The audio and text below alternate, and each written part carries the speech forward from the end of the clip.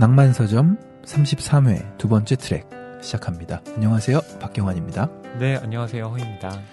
네, 날도 더운데 좀 잘 지내셨나요, 씨? 예, 뭐 잘 지내고 있고요.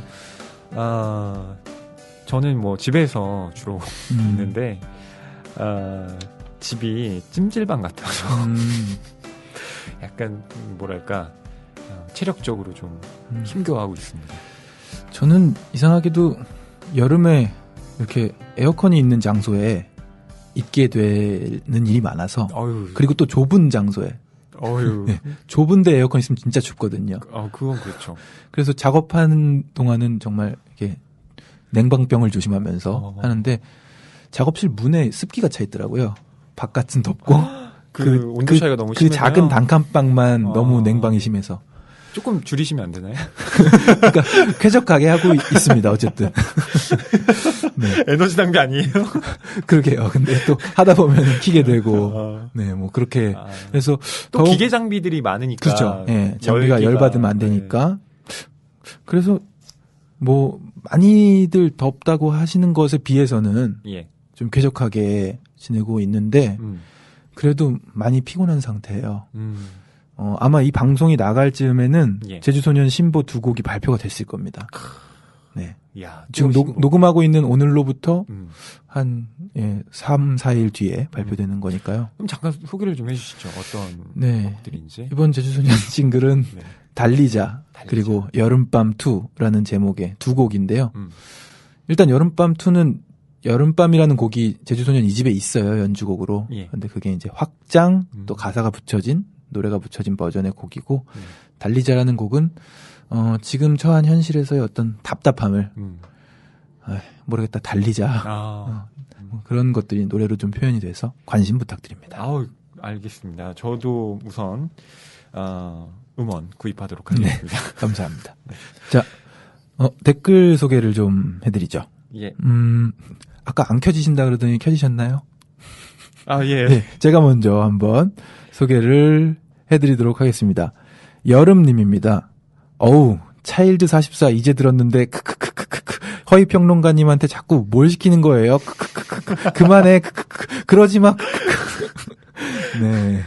허위평론가님이 망가지는 걸 원치 않으시는 여름님의 댓글이었습니다. 아마 제가 그 연기를 하는 것 때문에 좀 거부 반응을 일으키시는 것 같은데. 비슷한 댓글인데요. 네. 어디 있었죠? 여름님이네요, 또.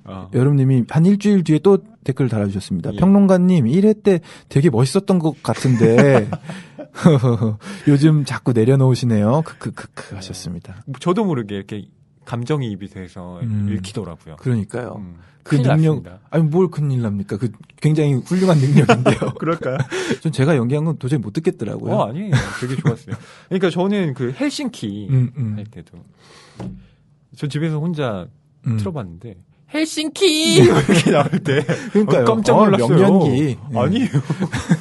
오그라들어가지고 여러분께도 죄송하다는 말씀드리고요. 그럴 줄 몰랐습니다. 네. 근데 그런 정도로 좀 못하는 맛이 있어야 그게 하다가 약간 여러분들도 들으시다가 브레이크도 걸리고 피식 이렇게 좀 비웃는 맛도 있고 할 텐데 저희가 성우처럼 잘해버리면 좀 그 맛이 떨어지겠죠. 그러니까 좀 어정쩡하게 계속해서 진행을 하도록 하겠습니다. 예. 그리고 뭐 벨칸티노고님의 경우에 업데이트 될 때마다 듣고 있는데 최고. 다 듣고 있는데 최고 하셨네요. 네. 네. 감사드립니다. 이렇게 감사드립니다. 저희 이렇게 댓글 달아주신 분들 중에 또 한 분 선정해서 선물 드려야죠. 아무래도 오늘은 허희 씨 망가지는 것을 염려하기도 하고 즐기기도 하시는 것 같은 여름님께 선물을 드려보는 게 어떨까 싶네요. 여름님. 네. 참 계절에 맞는 닉네임입니다. 그렇습니다. 예. 정확하게 여름님. 네, 여름님 저희 PD님 메일 주소로 주소 남겨주십시오. 그럼 저희가 책 선물 보내드릴게요. 책이 가득한 그리고 소설을 사랑하는 책방. 이곳은 낭만서점입니다.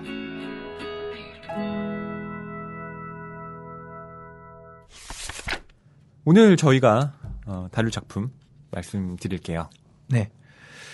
자, 오늘 저희가 다룰 작품은 그 유명한 앵무새 죽이기, 하퍼리의 작품입니다. 네. 하퍼리 앵무새 죽이기. 이 작품, 제목은 한 번쯤 들어보신 분들 정말 많으실 것 같아요. 저도 얼핏 들어본 것 같았어요. 선정되기 전부터. 그런데 막상, 읽어본 사람은 드물다는 거. 늘 그렇지 않습니까? 풍문으로 듣는 그런 소설이군요. 뭔가 이 제목만 들으면 다 알 것 같은데, 그거, 앵무새 죽이는 거 아니야? 이렇게 얘기하는. 이게 뭐, 원제는 앵무새도 아니라면서요? 예. 네, 무슨 집박이. 흉내내기 집박인가? 흉내내기 집박이 죽이기인데, 네. 그 새의 이름이 뭐 유명하지 않다 보니, 네. 앵무새 죽이기로. 한글 제목은 그렇게 붙여졌다고 합니다. 그렇습니다. 그래서 뭐 이게 오역이다 뭐 이렇게 하시는 분들도 계신데 뭐 그건 네. 이 작품을 번역한 역자도 그 옴기니의 말에서 쓰고 있습니다. 네. 그러니까 원래 앵무새가 아니라 흉내내기 집박이인데 이미 이 한국에는 앵무새 죽이기로 워낙 많이 통용이 되어 있어서 바꾸지 않고 썼다고 되어 있네요. 네. 참 이 소설 굉장히 일단 두꺼운데요. 500페이지 네. 정도 됩니다. 이런 소설을 마주할 때면 전 늘 맨 뒷페이지를 열어보곤 합니다. 겸손해지죠. 네. 과연 다 읽을 수 있을 것인가에 대한 의문도 들면서 부담도 느껴지면서 이제 작품 해설 내지는 뭐 뒤쪽에 뭐 뭔가 친절한 글들이 좀 있잖아요. 그것부터 읽으면서 이제 워밍업을 하고 대략 이런 내용이겠구나 하고 이제 들어갔어요. 예. 책의 이 겉표지를 보면요. 어떤가요? 하퍼리 앵무새 죽이기라고 되어 있고 네. 이 한 뭐 소년인지 소녀인지 모르는 이 아이가 네. 나무가지 위에 앉아 있는 새를 바라보고 있습니다. 네. 저는 표지를 벗겼는데 네. 그 표지를 보면 그렇군요. 벗긴 표지 안에는 이 또 소설에 나오는 남자아이와 여자아이인 게 느껴지는 그림으로 또 들어와 있습니다. 예. 시계도 있네요. 이게 아마 주인공인 스카웃과 오빠인 잼이 아닐까 생각이 들기도 하는데요. 바깥 표지에도 남녀가 있는 것 같기도 하네요. 뒷장에는. 둘 다 남자인가? 예. 그러네요. 네. 이렇게 보면 뭔가 이 소녀가 새를 보고 있다. 어떤 의미인지 하실 텐데요. 네. 버락 오바마의 추천사가 있네요. 있습니다. 용기와 신념의 이야기. 인간은 어떤 존재인지 공유할 보편의 가치는 무엇인지 말해주는 작품. 버락 오바마. 이렇게 써 있습니다. 오바마 대통령이 대통령 된 다음에 쓰신 건가? 궁금해지네요. 저희가 뭐 꼭 버락 오바마 대통령이 뭐 추천해서 저희가 다루는 건 아니고요. 얼마 전에 그 파수꾼이라는 하퍼리의 신작이 발표가 됐죠. 전 세계에 동시 발매가 됐습니다. 철저하게 보안을 유지한 다음에 이 출간이 되었다고 하는데요. 그 신작 발표의 이슈와 맞물려서 이렇게 앵무새 죽이기도 다시 좀 부상을 하는 거잖아요. 그렇습니다. 저희가 파수꾼을 다룰까 아니면 앵무새 죽이기를 다룰까 고민을 하다가 아무래도 파수꾼의 어떤 논란이 충격 이런 것들을 좀 말씀드리려면 앵무새 죽이기부터 다루는 게 맞겠다 싶어서 저희가 앵무새 죽이기를 하기로 했습니다. 네. 이 글씨체만 보면 좀 무서워요. 디자인을 잘하신 것 같아요. 그리고 이렇게 얼핏 요 일주일 새에 이 책을 계속 끼고 있었는데 자꾸 하퍼리 죽이기로 보여요. 어이, 이렇게 보면 그렇게 보이는데 앵무새 죽이기입니다. 네, 하퍼리 소개를 좀 해주시죠. 네, 작가 소개를 좀 해드리면요. 1926년 엘라바마주의 변호사이자 주의회 위원인 아버지 밑에서 4남매 중에 막내로 태어났습니다. 말괄량이었던 그녀의 소꿉친구는 훗날 소설가로 활동한 트루먼 커포티라고 하네요. 영문학에 대한 흥미를 키우다가 헌팅턴 여자대학과 엘라바마 대학에서 법률을 공부했고 교환학생 자격으로 옥스퍼드 대학에서 1년간 수학하기도 했다고 합니다. 학생 시절에 짤막한 글을 발표하던 그녀는 항공사에서 일하면서 본격적으로 글을 쓰기 시작했는데 친구들의 도움으로 글쓰기에 전념하게 됐고 1957년 파수꾼 원고를 출판사로 보내고 출판사에서는 그 작품을 고쳐서 앵무새 죽이기로 출간할 것을 제안했다고 합니다. 하퍼리는 1960년에 앵무새 죽이기를 발표했고요. 커다란 명성을 얻습니다. 이후에 다른 지필 활동을 하지 않았던 그녀는 1960년대 중반부터 언론과의 접촉도 끊고 은둔 생활을 시작했고요. 2007년에는 뇌졸중으로 쓰러져서 시력과 청력이 매우 약해진 것으로 알려져 있다고 합니다. 네, 하퍼리 이 작가는 최근에 이 파수꾼이 출간되기 전까지는 한 권의 소설로 엄청난 유명세를 누린 그런 작가였죠. 한 방이 있었네요. 그렇죠.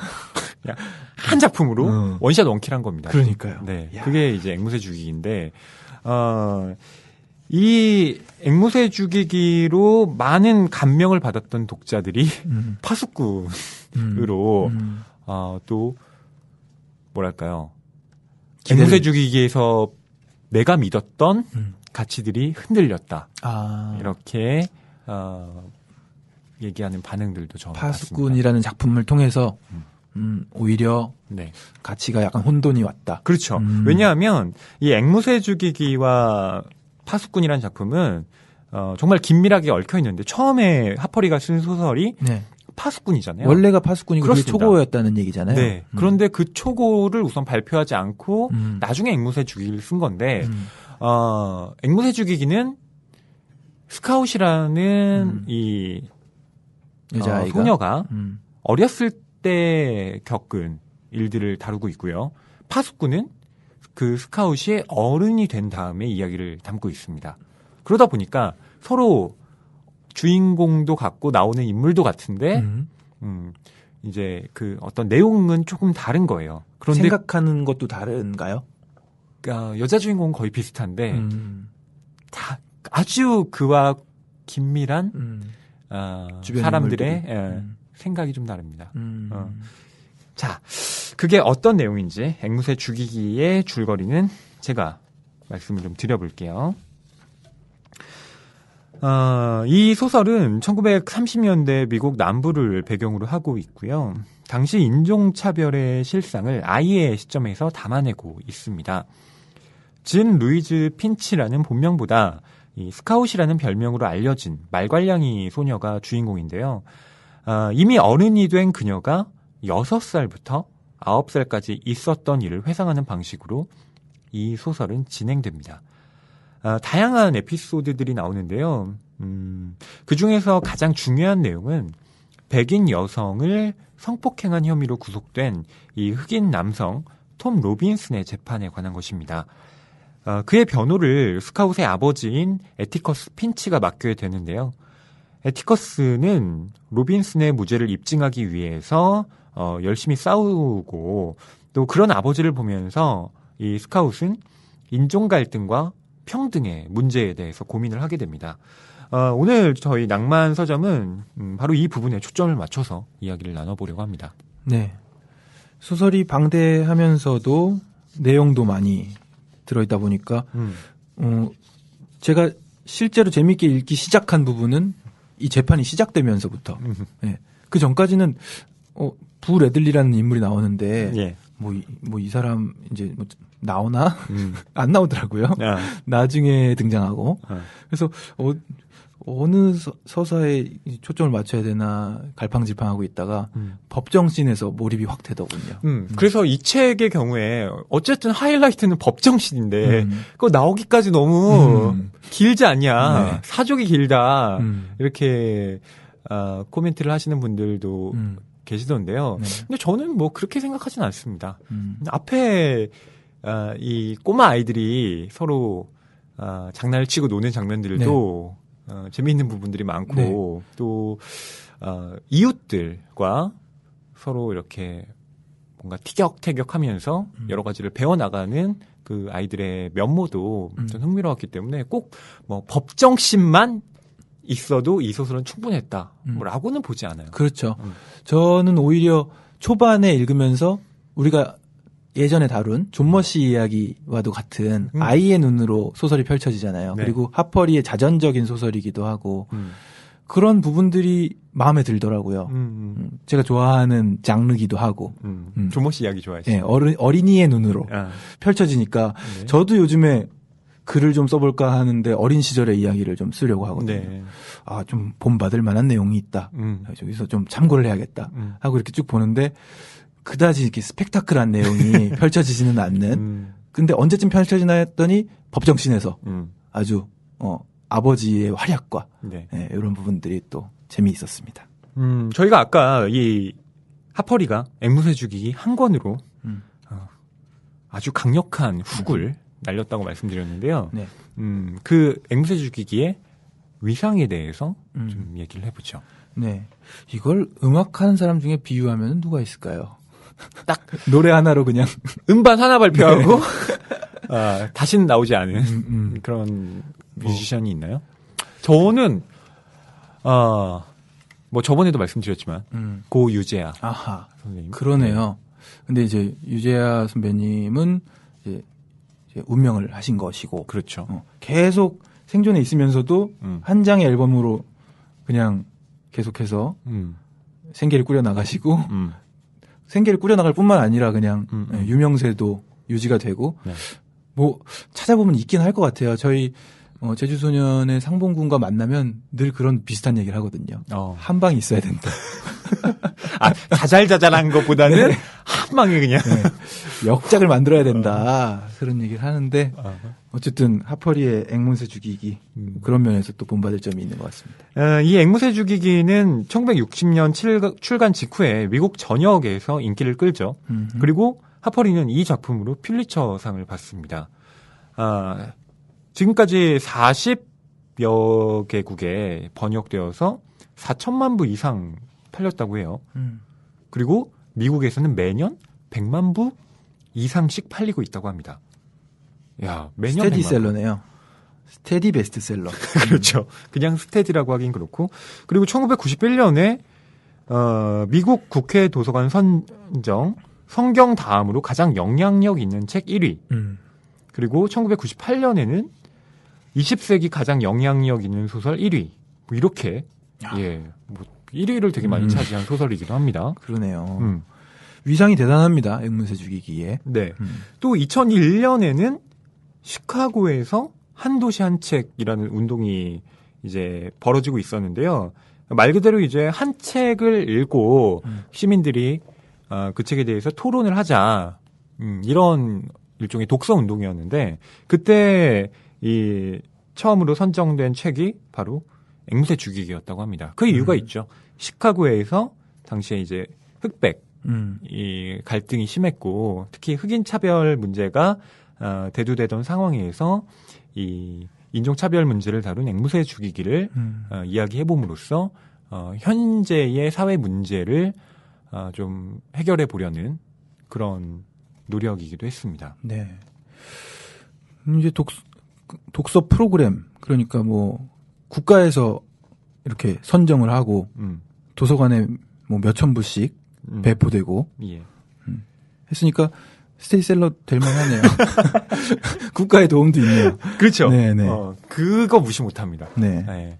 매우 중요한 문제죠. 그러니까 도서관에 책이 공급되느냐 공급되지 않느냐는 네, 중요한 문제고요. 그런데 이제 과연 이 앵무새 죽이기가 이런 위상에 걸맞는 작품인가? 사실 저희는 오늘 방송에서 그런 문제 제기를 좀 해보려고 하거든요. 네. 이러한 문제 제기가 또 저는 미리 받아보니 허희 씨의 논문까지는 아니더라도 예, 요 자료죠. 지금 낭만 서점을 시작한 이래로 자료를 제일 많은 장수를 받았어요. 쭉 읽어봤는데, 네. 제가 그냥 무난하게 읽고 있던 거에 또 다른 생각을 하게 해주는 그런 글이었습니다. 그런데 오늘 만나서 이제 여쭤보니까 영문학계에서의 어떤 연구들도 네. 요즘에 좀 이런 의견들도 있다고 얘기를 들었습니다. 예, 대체로 이제 뭐 초반에는 이 작품에 대한 뭐 찬사 그리고 워낙 뭐 많이 독자들이 좋아했으니까요. 대체로 이렇게 긍정적인 호평을 받아오다가 그게 아닐지도 모른다라는 문제 제기가 영문학계에서 일기 시작했고요. 현재에는 앵무새 죽이기가 완벽한 작품은 아니다. 그러니까 비판받을 지점이 있을 수밖에 없는 작품이라는 게 중론이죠. 네. 이 책이 막 나오고 인기를 얻었던 60년대에는 좀 가려져 있던 부분들이 지금은 얘기가 되고 있다 네. 정도로 얘기할 수 있겠네요. 그런 점에서 이 파수꾼에서 뭐 다시 이따가 말씀드리겠지만 가장 논란이 되는 부분이 그 스카웃의 아버지인 에티커스 변호사가 변모했다는 거예요. 그러니까 에티커스 변호사가 그렇게 흑인들을 위해서 변론을 펼쳤던 변호사가 앵무새 죽이기에서는 그랬었는데 파수꾼에서는 인종차별주의자로 바뀌어 있나요? 드러나거든요. 그러니까 그런 어떤 변모가 도대체 어떻게 일어나는 거지? 근데 그것도 이제 자전적인 거겠네요. 파수꾼에서의 상황도. 뭐 어느 정도 뭐 반영이 돼 있겠죠. 어디까지가 100% 뭐 사실이다 이렇게 뭐 말하기도 어렵고요. 다만 파수꾼이 불과 나온 지 뭐 얼마 되지 않았잖아요. 네. 그런데 그런 어떤 파수꾼에 대한 충격이 사실상 앵무새 죽이기에 이미 내포되어 있었다라고도 볼 수 있겠죠. 그렇군요. 네. 이 앵무새 죽이기의 경우에 먼저 시 공간을 설명드리고 가야 될 것 같은데요. 이 앵무새 죽이기는 엘라베마주의 메이콤이라는 마을에서 벌어지는 일들을 담고 있습니다. 네. 멀고 먼 알라바마 나의 고향은 그곳 아시나요? 아니, 모릅니다. 그게 뭐예요? 오수재 너 이 노래 부르자. 모르세요? 예. 그게 뭔가요? 몇 차 교육과정? 저 6차. 그래요? 저희 같은 교육과정. 같을 텐데. 네. 저 음악 시간에 배웠던 기억이 나서. 저 오솔레미오 배워가지고. 그런 것도 배우고 뭐 많이 배우죠. 스와니강도 배우고. 스와니강은 압니다. 뭐 그런 그 음악 시간에 배웠던 노래가 떠오르면서 헛배운 게 아니구나. 미국의 지명이 나오니까 반갑기도 하고 엘라베마가 예. 나옵니다. 엘라베마주는 미국에 실제로 있는 주인데 메이콤이라는 마을은 없습니다. 만들어낸 거죠. 그렇군요. 하퍼리가. 무슨 통신사 이름 같기도 하고. 네.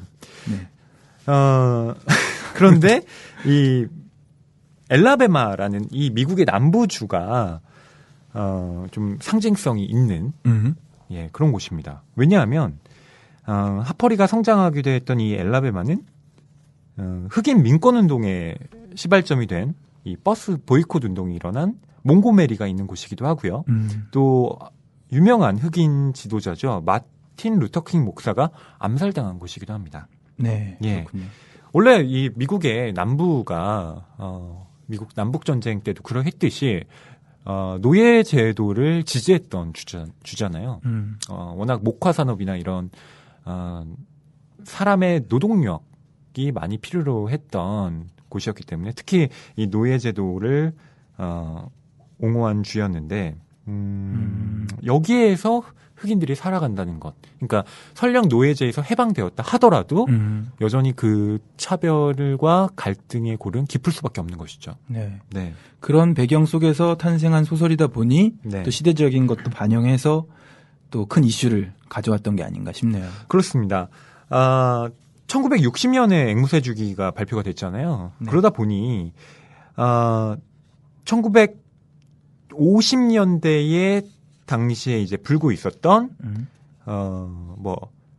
이 인종 분리를 금지한다는 어떤 법원 판결 이런 것들에 대한 어떤 반영이 이 소설이 쓰여질 무렵에 되어 있던 거고요.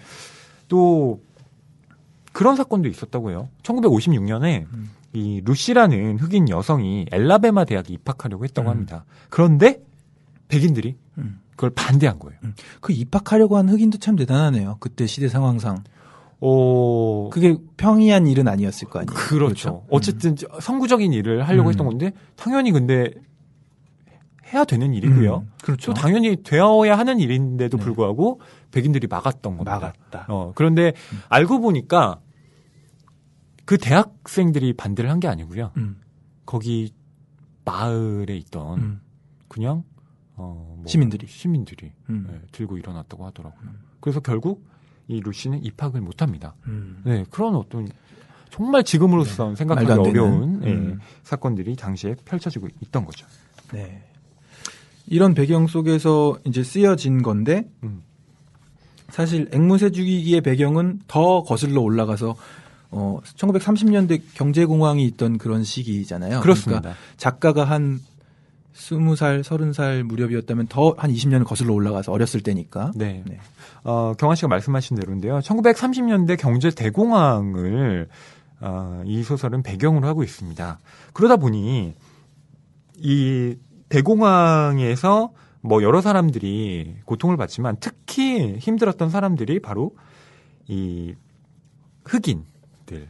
그러니까 그 당시의 사회 계층에서 하위에 속했던 사람들이 더욱더 심한 고통을 받게 되죠. 그리고 안 그래도 직업이 없는데 그리고 물질적으로 공궁한데 사람들의 어떤 그 공격이 이 흑인들에게 또 몰리기도 했고요. 네. 마치 그 식민지 시대에 이 일본에서 대지진이 일어났는데 이거 대지진 다 일본에 있는 조선인들 때문이다.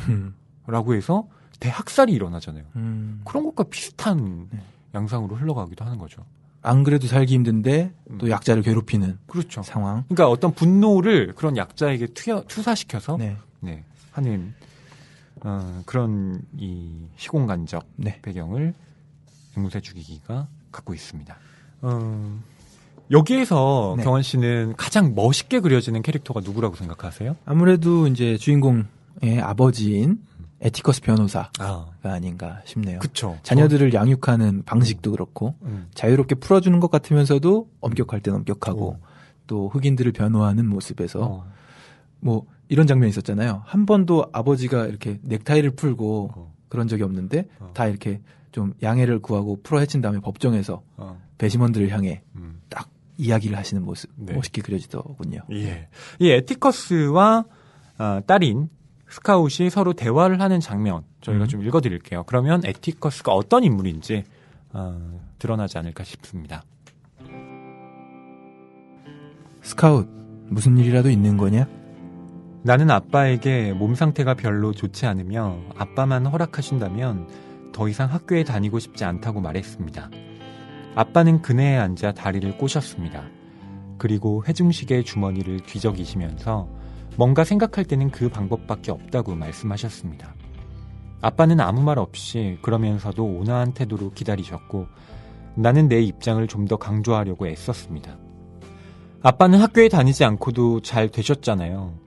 그러니 저도 집에 있고 싶어요. 할아버지가 아빠와 잭 삼촌을 가르쳐 주신 것처럼 아빠도 저를 가르쳐 주시면 되잖아요. 아니, 그럴 순 없단다. 나는 일을 해서 식구들을 먹여 살려야 하고 게다가 너를 집에 그냥 데리고 있으면 감옥에 가야 할 거야. 오늘 밤은 진정제 하나를 먹고 자고 내일도 학교에 가자. 이젠 몸이 나아진 것 같아요. 정말이에요. 나도 그럴 거라 생각했지. 한데 왜 그러는 거냐? 나는 그날 있었던 불행한 일들을 하나하나 아빠께 말씀드렸습니다. 그리고 선생님 말씀이 아빠가 저를 잘못 가르치셨다는 거예요. 그러니 우린 이제 더 이상 글을 함께 읽을 수 없잖아요.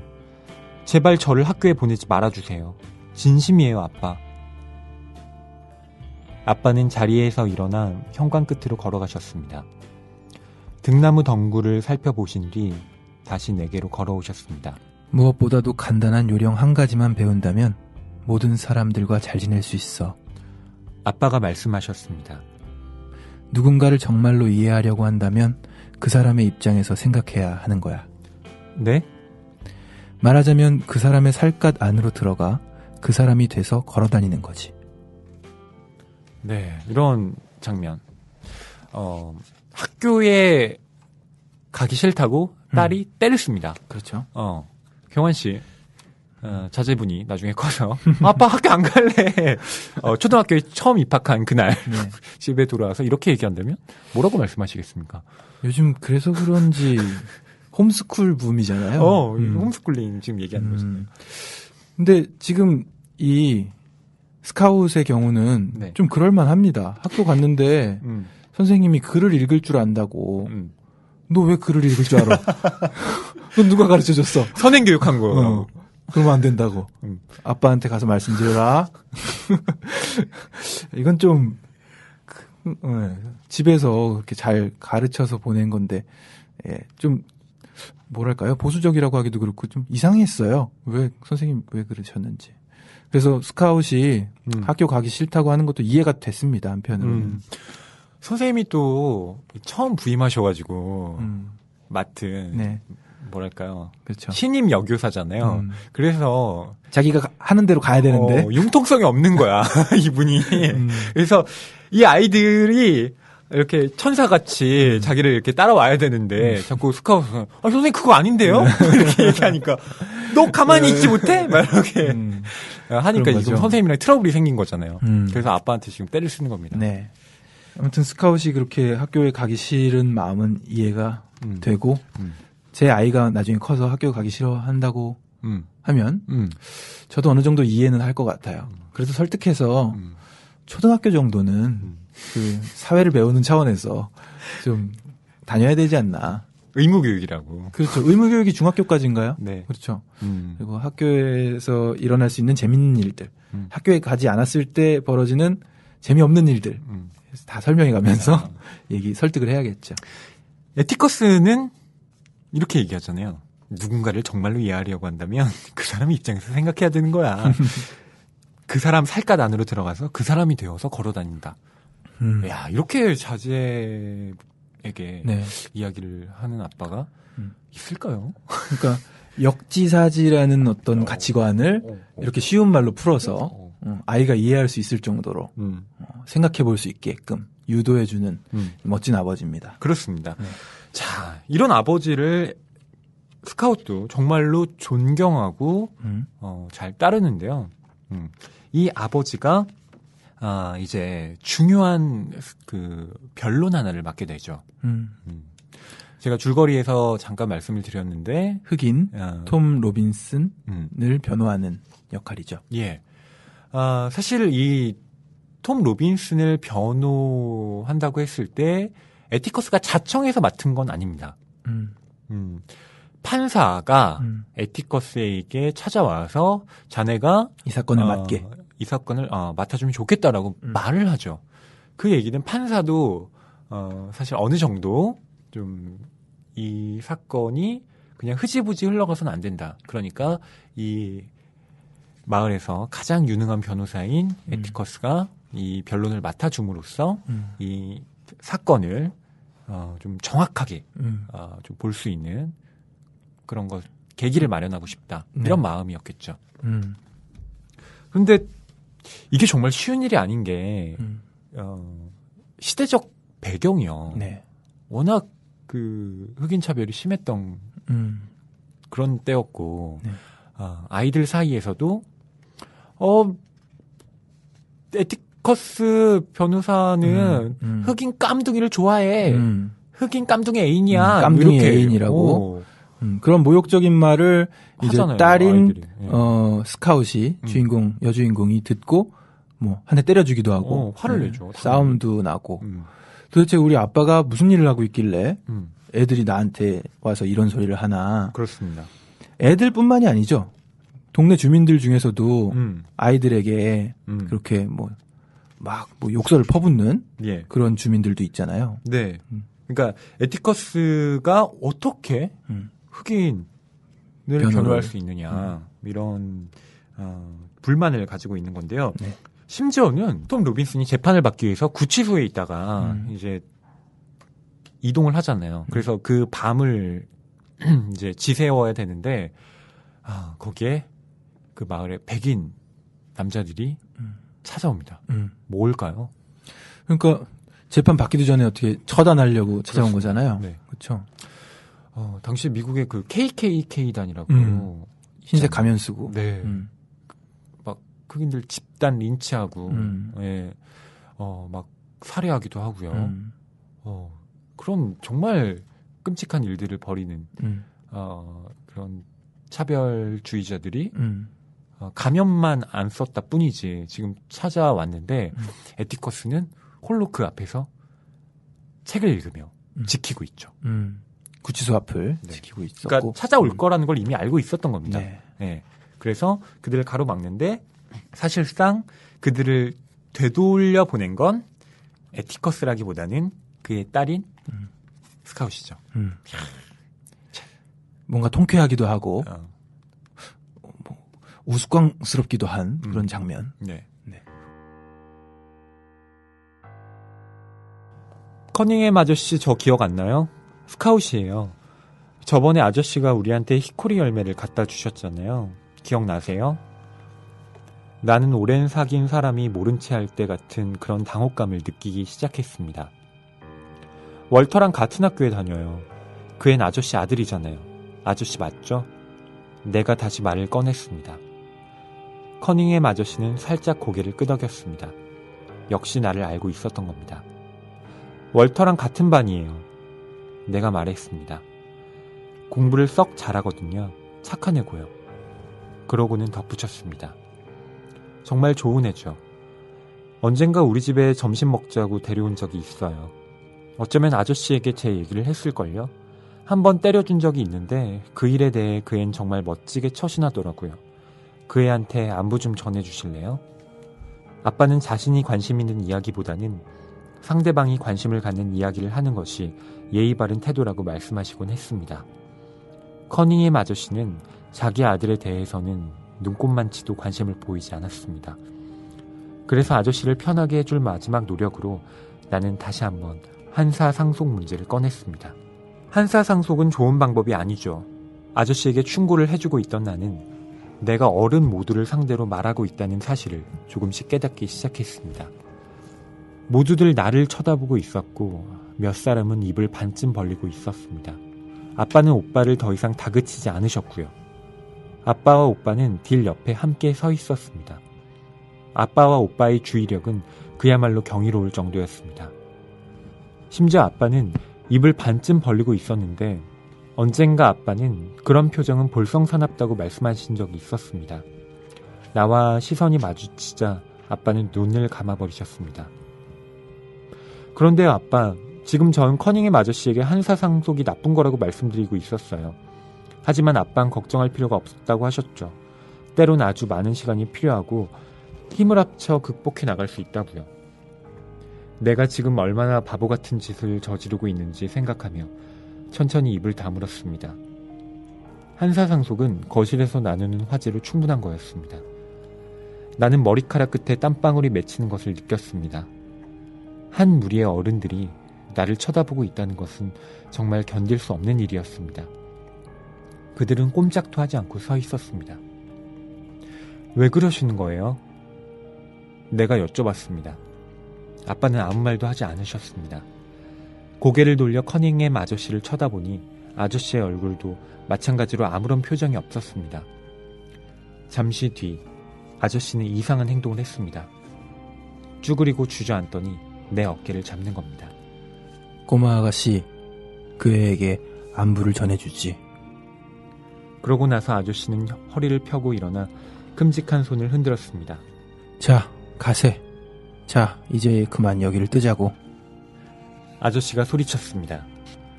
그 사람들은 올 때처럼 한두 사람씩 짝을 지어 덜컹거리는 자동차에 올라탔습니다. 문이 쾅 닫히고 엔진이 기침 소리를 낸 뒤 그들은 어디론가 가버렸습니다. 예. 네. 잘못하면 정말 이 피비린내 나는 사건이 벌어질 수도 있었는데 네. 스카웃이 그 일을 막아냅니다. 네. 물리치죠, 악당들을. 뭐 악당들을 물리쳤다기보다는 뭐 이런 거겠죠. 톰 로빈슨을 해치러 온 그 백인 남자들도 지금 어떤 그릇된 인종주의에 눈이 멀어 있는 사람들이지만 그 사람들도 가족이 있는 사람들이고 나도 누군가의 아버지이고 또 어떤 감정을 가진 인간이다 라는 사실을 스카웃이 자신도 모르는 방식으로 일깨워준 게 아닐까. 물리치는 상황이 벌어졌습니다. 이거 심리학적으로도 되게 스카웃이 이 탁월한 지금 방법으로 사람들을 설득하고 있는 거예요. 보통 군중들이 이렇게 밀집해 있는 상황에서 이제 어떤 큰일이 일어난 거예요. 그때 불특정 다수의 사람들에게 도와주세요 이렇게 얘기하면 의외로 사람들이 선뜻 나서지 않는데요. 왜냐하면 나 말고도 누군가 다른 사람들이 있고 그렇죠. 그 사람들한테 도움을 말인가 보다. 받을 수도 있으니까. 그러니까 오히려 다급한 상황에서는 어떻게 해야 되냐면 한 사람 딱 찍어서 도와주세요. 경환 씨 도와주세요. 저기 노란색 옷 입은 저 아저씨 좀 도와주세요. 이렇게 해야 도움을 받을 수 있다는 거죠. 그런데 딱 한 사람 커닝햄 아저씨를 찝어서 네. 저 아시는데 기억 안 나세요? 그러니까 커닝햄 아저씨도 당혹스러운 거죠. 이게 아닌데 이렇게 하면서 그러니까 사적인 얘기가 나오기 시작하면서 그렇죠. 분위기가 그러니까 그 사람들도 한 사람이 인간이다라는 걸 깨우쳐주는 아주 확실한 방법이죠. 네. 이렇게 아버지가 원래 따라오지 말라 그랬는데 이 오빠와 친구인 딜과 스카웃이 함께 가서 아버지를 오히려 도와주는. 이 삼총사가 몰래 돌아다니는 그거 보는 재미가 있어요. 저는 뭐 젠도 귀엽지만 사실 제가 개인적으로 진짜 마음에 들었던 캐릭터는 딜입니다. 네, 딜. 이 딜은 저는 주인공이 스카웃보다도 더 끌리는 그런 등장인물이었어요. 네, 스카웃에게 청혼을 했잖아요. 네, 나중에 너랑 결혼할 거라고 점 찍어놓고 몰래 입 맞추고 가고. 네. 그러니까 이 딜이 트루먼 커포티를 모델로 하고 있잖아요. 네. 그러니까 트루먼 커포티랑 하펄이랑 원래 어렸을 때부터 친구였다고 해요. 어렸을 때부터 썸이 있는. 뭐 썸이 있는지 잘 모르겠지만 뭐 어렸을 땐 그럴 수 있잖아요.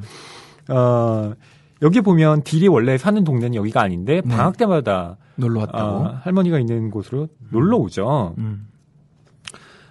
그래서 막 허풍도 심하고 장난기도 심한 아이로 나오는데요. 실제로는 트루먼 커포티가 이제 이 가정사에 아픔이 있다고 해요. 어렸을 때 부모님이 이혼을 하시고 그랬기 때문에 이제 방학 때마다 이렇게 이쪽으로 오는 건데요. 이 소설에서도 그런 내용들이 거의 드러나 있죠. 네. 우리 셋은 조심스럽게 그 낡은 집을 향해 걸어갔습니다. 딜은 마당 앞 모퉁이에 있는 가로등이 남았고 오빠랑 나는 그 집 옆에 나란히 나 있는 인도로 다가갔습니다. 나는 오빠 뒤쪽으로 걸어가서는 모퉁이 주변을 볼 수 있는 곳에 서 있었습니다. 아무것도 없어. 그림자 하나 안 보여. 내가 말했습니다. 오빠는 인도 위쪽에 딜을 쳐다봤고 딜은 고개를 끄덕였습니다. 오빠는 쪽지를 낚싯대 끝에 매달고는 마당을 가로질러 가서 미리 골라두었던 창문 쪽으로 낚싯대를 들이밀었습니다. 낚싯대는 길이가 몇 센티미터 모자랐고 오빠는 힘 닿는 데까지 허리를 숙였습니다. 오빠가 찌르는 동작을 하는 걸 너무 오랫동안 지켜보고 있던 나는 망보던 자리를 떠나 오빠에게 다가갔습니다. 낚싯대에서 쪽지가 안 떨어져. 쪽지가 떨어지더라도 제자리에 가만히 있질 않아. 넌 빨리 원래 자리로 돌아가 있어. 나는 자리로 다시 돌아와서는 모퉁이 주위의 텅 빈 길을 바라다 봤습니다. 가끔 오빠를 돌아보기도 했습니다. 오빠는 참을성 있게 쪽지를 창문턱에 올려놓으려고 애쓰고 있었습니다.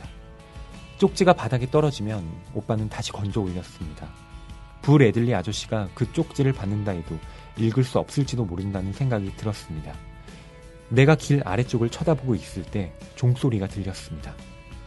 나는 피 묻은 이를 드러낸 불 애들리의 모습이 보이겠거니 하고 어깨를 움츠리고 뒤를 돌아다 보았습니다. 그런데 보이는 것이라곤 딜이 있는 힘을 다해 아빠의 얼굴에 대고 종을 울려대는 모습뿐이었습니다. 오빠의 얼굴이 너무 일그러져 있어서 나는 차마 그것을 보라고 말할 용기조차 나지 않았습니다. 오빠는 바닥에 낚싯대를 질질 끌며 터벅터벅 걸어왔습니다. 아빠가 말씀하셨습니다. 그만해라, 딜. 예, 지금 이 상황이 어떤 건지 좀 말씀을 드려야 되겠죠? 네. 예. 부레들리라는 이 마을에 이웃이 있습니다. 이 사람은 일종의 은둔형 외톨이입니다. 마을 사람들에게 얼굴을 내비치지 않고요. 집안에만 있다고 그리고 흉흉한 소문이 돕니다. 네. 뭔가 아버지의 허벅지를 가위로 찌르고 뭔가 음흉하게 네.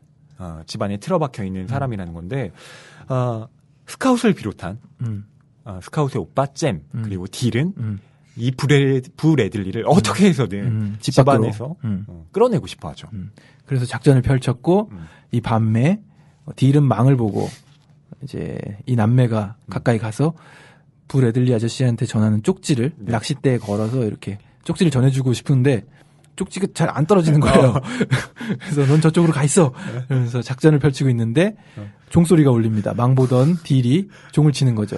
딱 봤더니 아버지가 앞에 와 계신데 얼굴을 앞에다가 종을 계속 치고 있었던 장면이었습니다. 귀엽죠? 네. 그러니까 딜 이거 너무 귀여워요. 네. 아, 이 딜 같은 아이 참. 낳고 싶으세요? 전 아직 뭐 결혼 안 했기 때문에 네. 뭐 이왕 만약 자식을 낳는다면 딜 쪽으로 귀엽습니다. 이 에티커스는 부레들리의 사생활을 존중해라라고 말을 합니다. 네. 참 소설 초반부에 이 부분 때문에 이렇게 좀 쫄깃하기도 하면서 좀 답답하기도 하고 했어요. 도대체 부레들리는 어떤 인물인가? 언제쯤 실체가 드러나나? 혹시 정말로 뭐 연쇄살인마나 네. 이런 건 아닐까? 그래서 이렇게 표지 디자인이 무서운 건 아닐까? 애들 중에 한 명 죽나? 이러면서. 혹시 집안에서 계속 앵무새를 막 이렇게 죽이는 이런 거라고 생각하신 건 아니죠? 네, 그렇게 생각하진 않았지만 어쨌든 그 비슷한 뭔가 무서운 일이 펼쳐질 것 같은. 근데 소설 중간쯤 읽어갈 때는 이제 부레들리 언급은 어느새 사라지고 흑인 흑인 이야기로 문제가 넘어가고. 대두가 되죠. 네. 네. 뭐 부레들리는 또 소설 마지막에서 나오긴 합니다만 네. 뭐 글쎄요. 경화 씨는 어떻게 보세요? 왜 부레들리 얘기가 나온다고 생각하세요? 그걸 모르겠어서 오늘 여쭤보려고 그랬는데. 아무튼 나왔다가 안 나왔다가 나중에는 다시 좀 중요 인물로 나오더라고요. 어떤 캐릭터인지 약간 저로서는 파악이 어려웠습니다. 어쨌든 이야기의 이제 중요한 인물처럼 비춰졌습니다. 전반적으로는. 네. 저는 부레들리라는 인물이 앵무새 죽이기라는 그 제목과도 연관이 있는 인물이라고 생각해요.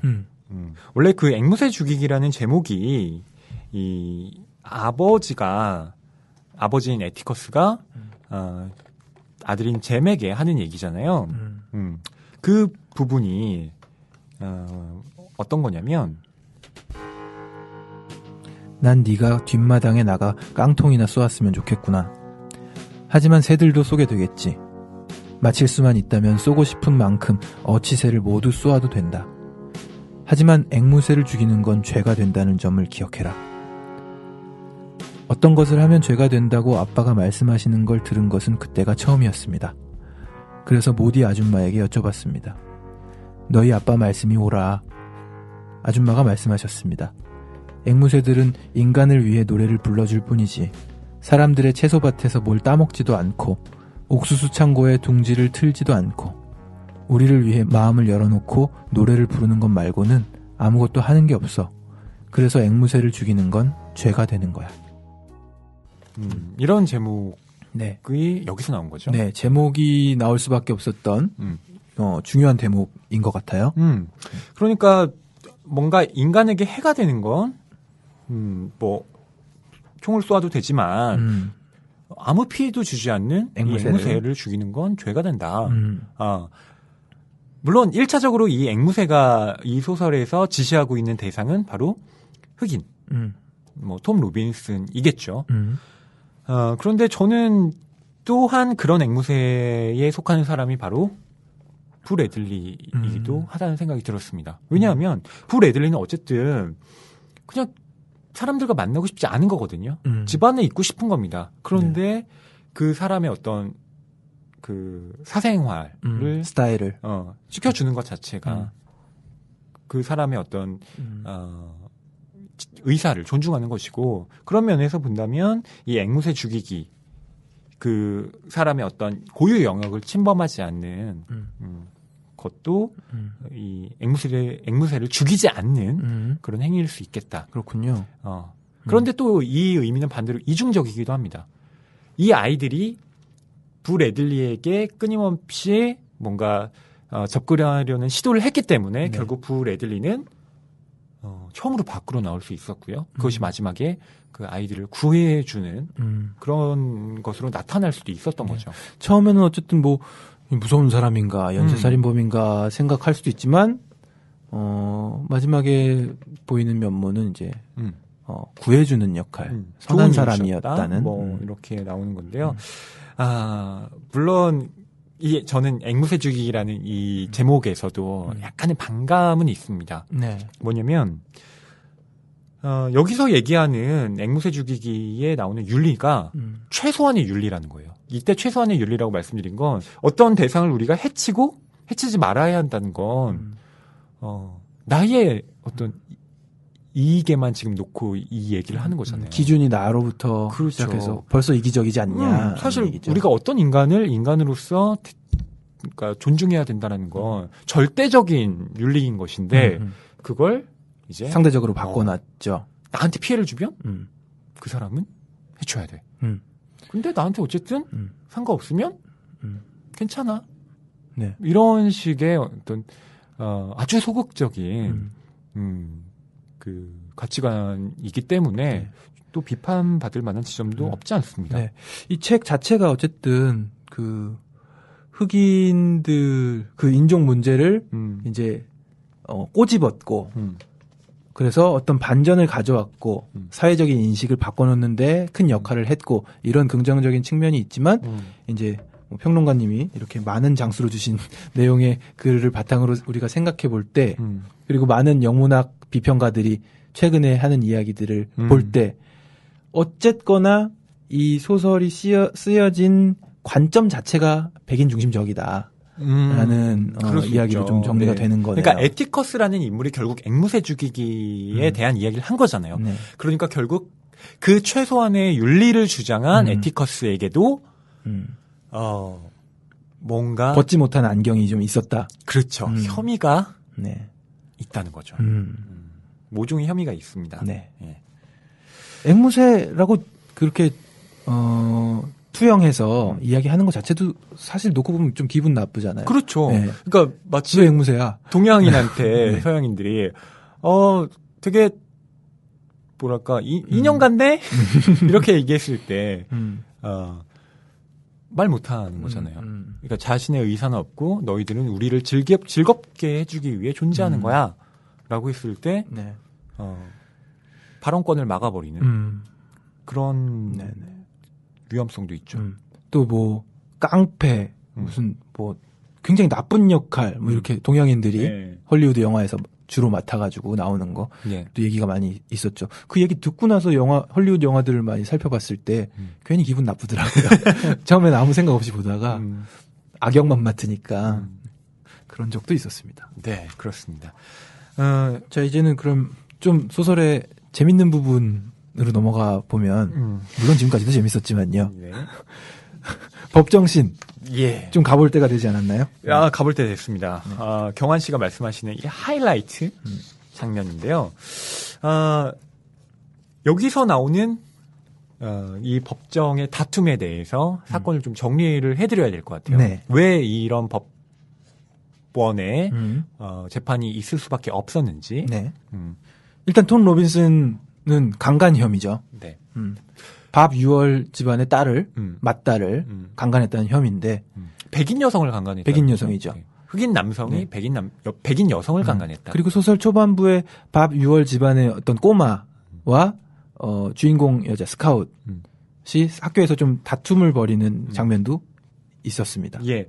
참고로 말씀드리면 이 밥 유월이라는 사람들은요, 메이콤 마을에서 왕따예요, 약간. 백인이긴 하지만 가장 하위 계층에 속하는 인물입니다. 그러니까 백인 쓰레기 이런 그런 표현이 네, 나오죠. 그런 표현 나오죠. 네. 네. 그러니까 에티커스도 좀 무시하는 예, 그런 집안입니다. 네. 그런데 뭐 쉽게 말해서 망나니 같은 아버지 밥 네. 유월인데요. 강간을 당했다고 주장을 하고 그 유월이 증인석에 서서 그 정황을 이야기하기도 하고 네.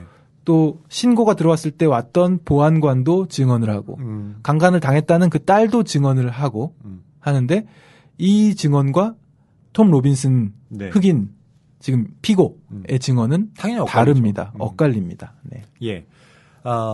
우선 뭐 정황을 말씀드린다면 밥 유월의 딸이 심한 폭행을 당하고 강간을 당해서 그것을 뒤늦게 확인한 밥 유월이 경찰에 신고를 한 겁니다. 네. 그리고 경찰은 이제 출동을 해서 밥 유월의 딸이 네. 심하게 이렇게 폭행당한 흔적을 보고요. 그리고 그 피해자의 증언에 입각하여 용의자인 톰 로빈슨을 체포하는 거죠. 네. 그런데 문제는 그 폭행을 당했다고 한 그녀의 어떤 얼굴의 상처가 오른쪽 눈이에요. 네. 그렇죠? 오른쪽 눈인지 왼쪽 눈인지 그게 굉장히 중요해서 계속 설전을 벌이잖아요. 네. 어쨌든 오른쪽 눈에 멍이 들었다는 거죠. 그러면 왼손으로 때렸다는 게 되는데 그렇습니다. 톰 로빈슨의 왼손은 장애가 있습니다. 예. 사고를 당해서 왼손을 못 쓰게 되잖아요. 그래서 왼팔이 짧은 겁니다. 짧아요. 네, 오른손에 비해서. 그런데 밤 6월은 왼손잡이. 이걸 밝혀냈어. 에티커스 아저씨가. 네. 이거 누가 봐도 지금 네. 한 손으로 그 여자를 그런 식으로 때리고 강간을 했다. 좀 납득하기 어려운데. 네. 이 흑인 남성 톰 로빈슨이 네. 그런 혐의가 있다는 것은 정황상 지금 이상하고요. 밤 6월은 그 전부터도 벌써 동네에서 백인 쓰레기라는 이야기도 듣고 망난인데 밤 6월이 딸을 때렸을 것이라는 이 정황상의 심증이 너무 강한 거죠. 네. 하지만 뭐 증거는 없습니다. 네. 네. 그리고 왜 강간을 하게 됐냐? 뭐 이런 왜 어떻게 강간을 하게 됐냐? 뭐 이런 식으로 이제 검사가 질문을 던지니까 밤 6월의 딸이 말하기로는 장롱을 이렇게 좀 부셔서 땔감으로 만드는 일을 내가 저 흑인한테 부탁을 했는데 저 흑인이 들어와서 나를 겁탈한 거다. 이렇게 말을 합니다. 그런데 그 톰 로빈슨의 이야기는 다르죠. 톰 로빈슨이 이렇게 말합니다. 장롱을 그 부셔서 땔감을 만들어 달라고 해서 난 기꺼이 도와주러 들어갔다. 하지만 그녀가 마당에 있는 나를 갑자기 집 안으로 들였다. 저 방 안에서 도와줄 일이 있다고 하면서 끌고 들어간 거죠. 집 안에 아무도 없으니 들어와라. 그러더니 갑자기 자신을 껴안았다. 왜 껴안았을까요? 그러니까 이 6월의 딸도 좀 특이합니다. 왕따예요. 친구가 없어요. 네. 남자를 경험하지 못했고요. 19살인데. 그러니까 키스를 못 해본 겁니다. 네네. 그래서 깜둥이라도 좋으니 나에게 키스해다오. 네. 라고 했다고 톰 로빈슨이 자기 입장에서 증언을 하는 거죠. 그리고 톰 로빈슨은 그 상황이 너무 두려워서 얼른 그 자리를 떴다고 말을 합니다. 도망갔습니다. 네. 밀치고 도망간 상황이고요. 그 다음 일은 모르는데 이제 이렇게 잡혀온 거죠. 네. 자, 뭐 여러분들은 누구의 말이 맞다고 생각하십니까? 에티커스 변호사가 이제 이 모든 정황들을 낱낱이 배심원들 앞에 밝혀내고 마지막에 이제 호소하는 장면을 좀 읽어드리도록 하겠습니다. 네, 최종 변론이죠. 배심원 여러분, 제가 죄라고 말하는 것은 그녀의 행동에 동기를 부여해 준 것이 죄이기 때문입니다. 그녀는 백인이었고 한 흑인을 유혹했습니다. 그녀는 우리 사회에서는 도저히 있을 수 없는 행동을 한 겁니다. 흑인에게 키스를 했습니다. 나이 많은 삼촌에게 키스를 한 게 아니라 건장하고 젊은 흑인에게 키스를 한 겁니다. 그녀가 그 규범을 깨뜨리기 전에는 아무런 규범도 그녀에게 문제가 되지 않았습니다. 하지만 그 뒤로 그 규범은 용암처럼 쏟아져 흘렀던 겁니다. 그녀의 아버지는 그것을 받고 피고는 그의 말을 증언했습니다. 그녀의 아버지는 어떻게 행동했나요? 우리는 잘 알 수 없지만 메이엘라 유월이 거의 언제나 왼손잡이로 생활하는 그 누군가에 의해 심하게 구타당한 것을 보여주는 정황 증거가 있습니다. 우리는 유월 씨가 한 일을 부분적으로 알고 있습니다. 그는 그런 상황에서 하나님을 경외하고 인내심이 있으며 존경할 만한 백인이라면 누구나 할 만한 행동을 했습니다. 소환장을 제출했고 거기에 왼손으로 서명을 했습니다. 그리고 톰 로빈스는 그가 제대로 사용할 수 있는 유일한 손으로, 그의 오른손이지요, 선서를 하고 지금 여러분 앞에 앉아 있습니다. 그리고 백인 여자를 불쌍하다고 생각할 만큼 아주 용기 있는, 그렇게도 조용하고 겸손하며 존경받을 만한 흑인 한 사람이 백인 두 사람의 증언에 반대 증언을 해야 했습니다. 증인석에서의 그들의 모습과 행동을 배심원 여러분에게 다시 상기시킬 필요는 없다고 봅니다. 배심원 여러분이 직접 눈으로 보았으니까요. 메이콤 군의 보안관을 제외하고는 검사 측 증인들은 자신들의 증언이 추호의 의심도 받지 않으리라는 확신을 갖고 여러분들 앞에 이 법정에 출두했습니다. 배심원 여러분들이 그들과 마찬가지로 모든 흑인은 거짓말을 한다는 가정, 물론 그것은 잘못된 가정이지요.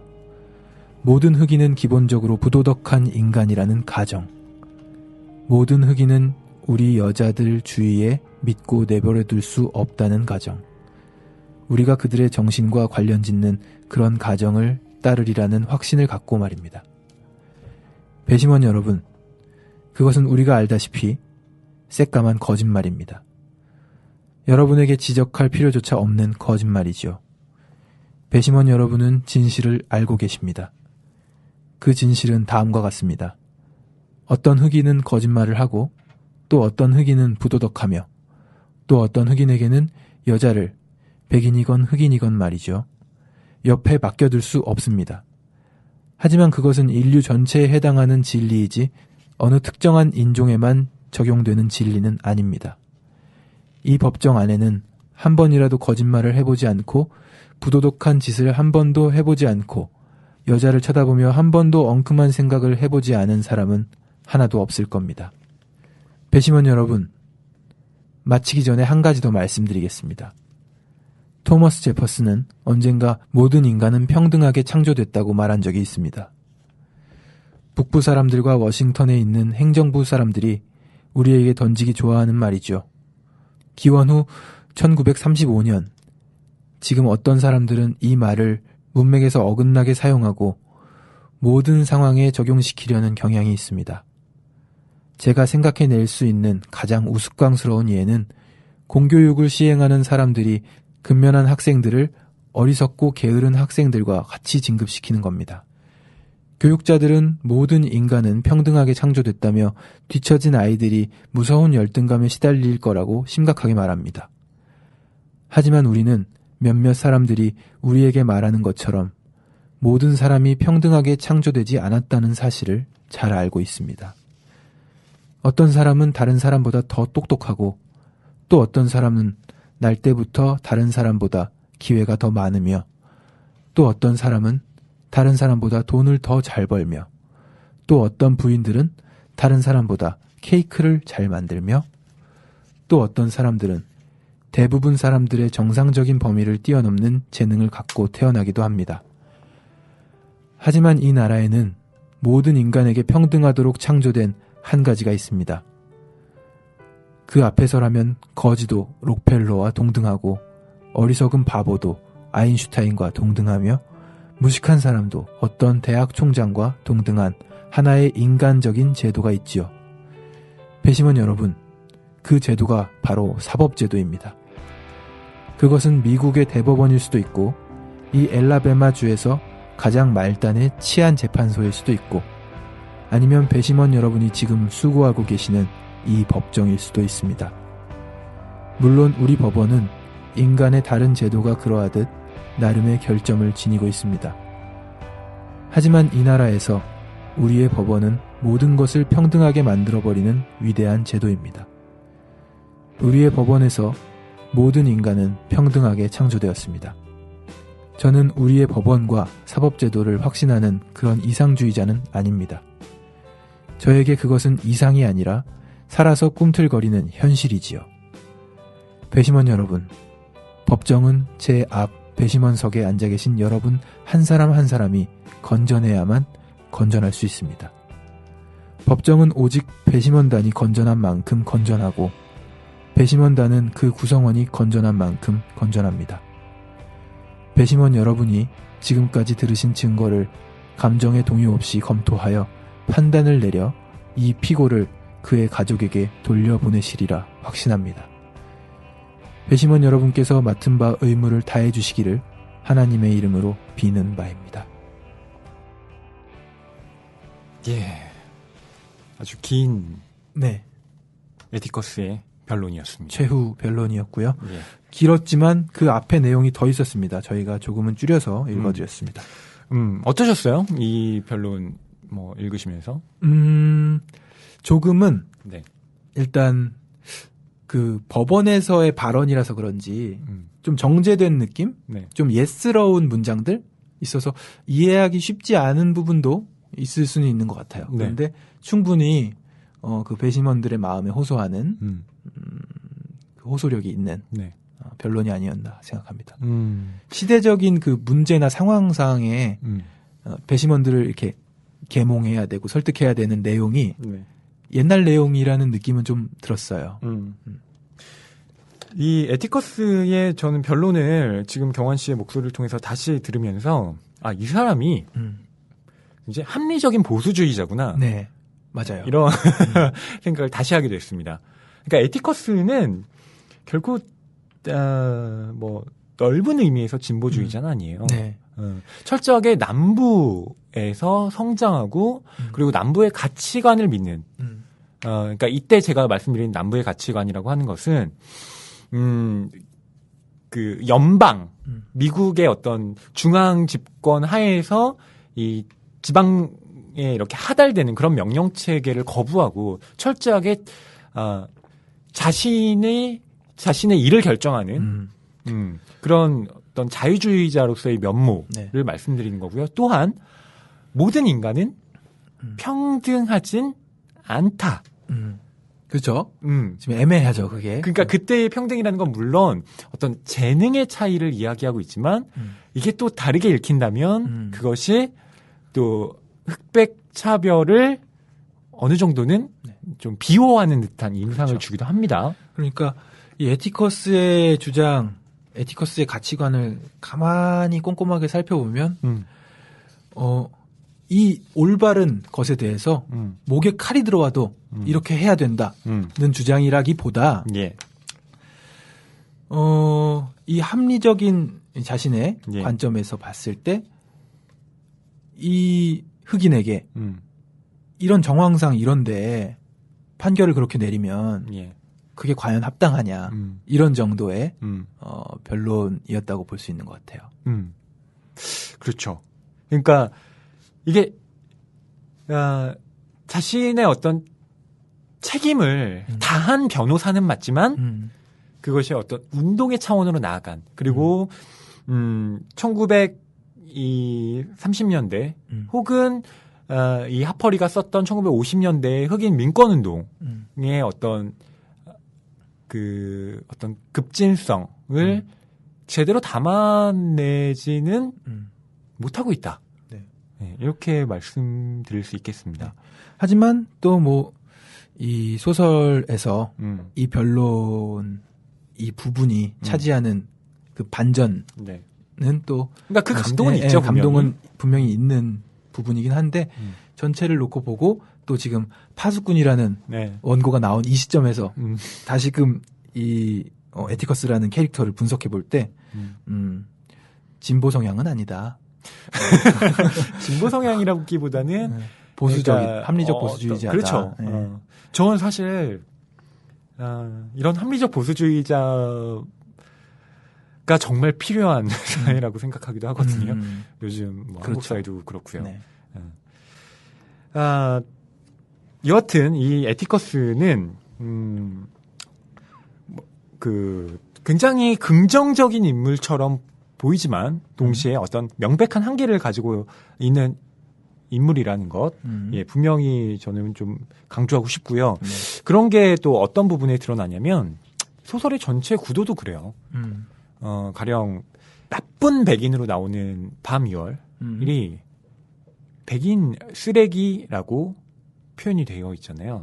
그러니까 말하자면 이 흑인들을 차별하고 그리고 흑인들을 괴롭히는 사람들은 모든 백인들이 아니라 이 아주 소수의 백인 쓰레기들 뿐이다.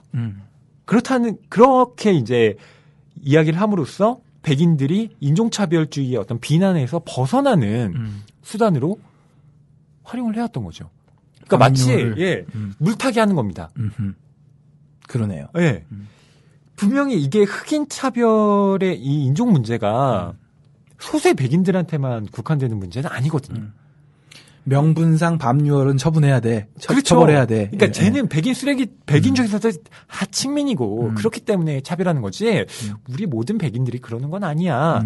라고 만드는 알리바이를 이 소설 자체가 제공하고 있다고 볼 수도 있는 거죠. 그렇죠. 작가의 의도에도 한 번쯤 생각해 보게 되는 그런 구조가 아닌가 싶습니다. 어떤 비판이 있냐면, 그러니까 제도를 통해서 뭔가를 개혁해 보려는 시도가 아니라 그냥 사람들의 온화한 마음을 믿자. 라고 이야기하는 아주 좀 나이브한 남부 지식인에 불과하다. 네, 이렇게 비판을 하기도 합니다. 또 다른 부분에서 본다면 이 에티커스가 갖고 있는 페미니즘의 부재 같은 것도 있고요. 여기 보면 배심원이 여자들이 없잖아요. 네. 네. 그렇게 이제 스카웃이 그 사실에 이제 화가 치밀어서 아버지한테 묻습니다. 아버지, 엘라베마주에선 여자는 배심원이 될 수 없단 말씀이세요? 이렇게 얘기를 했더니 그렇단다. 톰의 경우처럼 지저분한 사건으로부터 여자들을 보호하려는 것이겠지. 게다가 아마 한 사건도 안전하게 처리하지 못할 거다.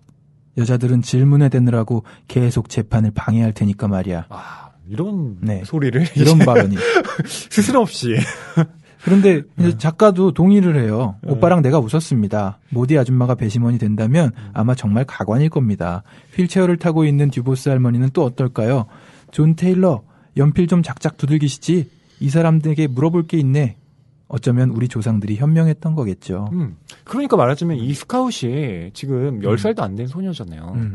인식의 한계가 있는 거죠. 그렇죠. 네.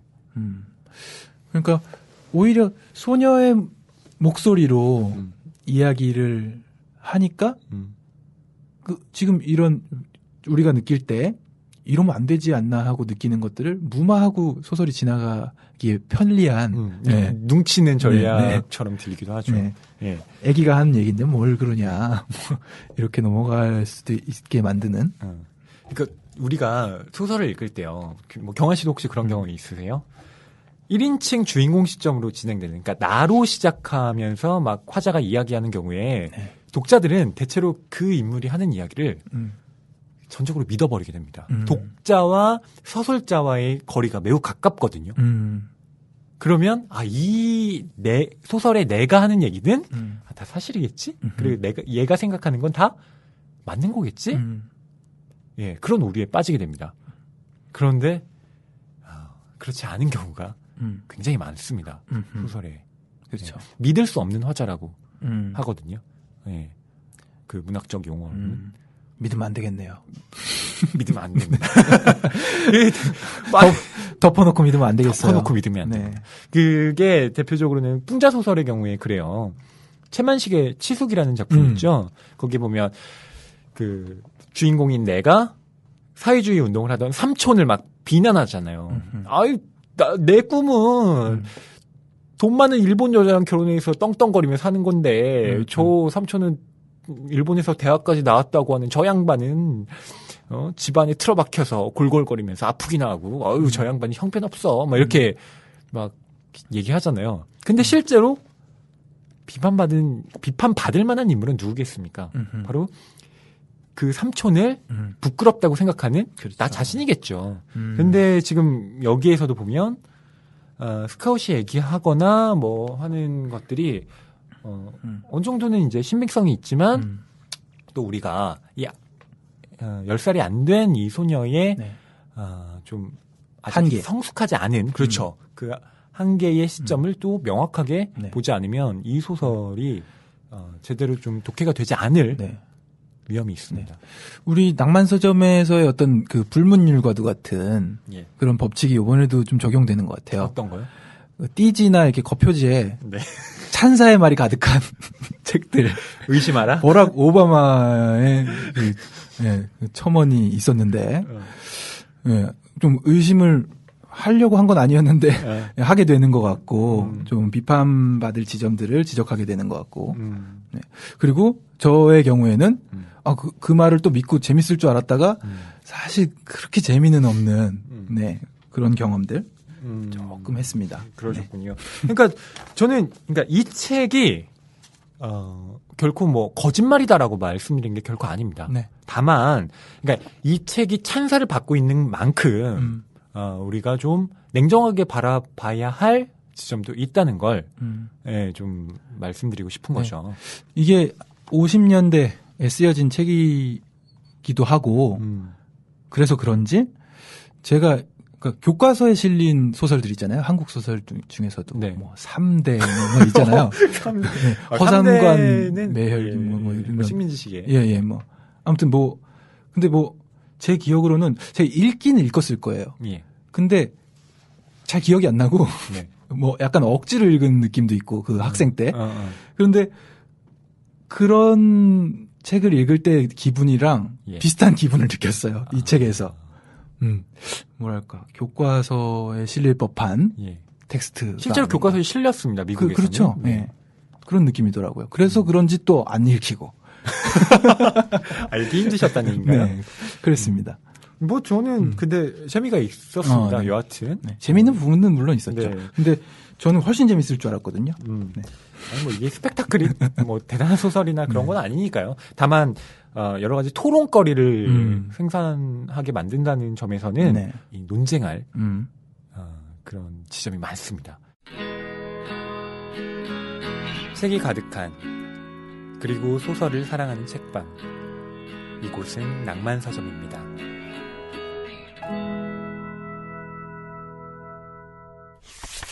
미국에서는 에티커스의 이름을 따서 실제로 자녀들의 이름을 이렇게 지었다고 하기도 해요. 아, 에티커스가 그만큼 이제 명망이 있는 인물이라는 그러니까 거죠. 흑인들이 멋있잖아요. 흑인들을 위해서 이렇게 변호도 해주고 또 백인들의 입장에서도 보면 이렇게 뭐 흑백 차별에 맞서 싸우는 인물로 그려지니까 선구자적으로 느껴지고. 네.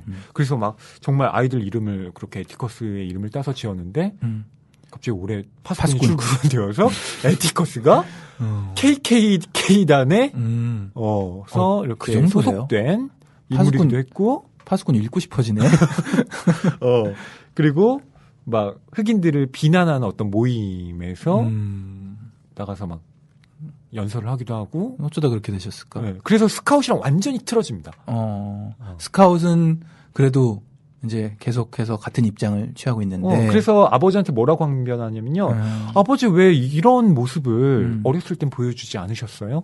라고 말합니다. 그래서 뭐라 그러나요? 아버지 때문에 네. 내가 이렇게 뭔가 그 열린 생각들을 갖게 된 것인데 아버지가 이제 와서 지금 과거와는 완전히 다른 모습을 보여주는 게 자신한테 얼마나 큰 혼란을 야기하는지 아느냐 이렇게 말을 하죠. 파스콘. 더 이상의 스포일러는 네, 직접 여러분들 한번 읽어보시죠. 네. 아무튼 오늘 앵무새 죽이기 이 고전이라고 해도 될까요? 저는 몇 년도부터 고전입니까? 고전 클래식이라고는 말하기 좀 어려울 것 같습니다. 다만 미국에서 많이 읽힌 책이라는 것. 스테디 베스트셀러. 네. 하퍼리의 한방. 앵무새 죽이기. 네. 네, 읽어봤는데요. 그런 찬사를 받을 만한 작품이었는가도 저희 식으로 한번 짚어보기도 했고 네. 네, 장면들도 들어가서 좀 읽어드리기도 했습니다. 하지만 뭐 찬사든 비판이든 네. 하려면 정독할 수밖에 없다는 네. 것. 그러니까요. 네. 네. 제가 사실 중간 부분까지 읽고 이제 허희 씨의 어떤 이 텍스트를 받아봤는데 뒤에가 궁금해지더라고요. 그래서 뒷부분을 쭉 읽었습니다. 네. 여러분께서도 이번 기회에 앵무새 죽이기와 파수꾼까지 연달아서 작품을 독서하실 것을 네. 권유해드리고 싶네요. 네. 자, 이제 이번 방송은 마치면서요. 곧 있을 낭만서점 공개 방송. 작품은 어떤 작품이죠? 네. 오노 후유미라는 작가가 쓴 잔예라는 소설입니다. 네. 무서운 소설이라고. 기대도 되고 좀 걱정도 되고요. 무서울까봐. 무서워. 어떻게 읽지? 집에서 혼자 못 읽겠는데? 카페 가서 읽어야 되나? 네. 불 켜놓고. 저 원래 보통 집에서 혼자 읽거든요? 근데 이 소설은 도서관 가서 읽어야 될 것 같다. 무섭습니다. 거기가 진짜 도서관일 것 같아요. 이게 군대까지 갔다 오더니 뭐 하는 거야? 서른 아저씨가. 자, 네. 아무튼 이 소설을 가지고 저희가 공개 방송을 하니까요. 네. 목요일 저녁 7시 카페 1969에서 만나 뵙도록 하겠습니다. 그럼 다음 주까지 안녕히 계세요.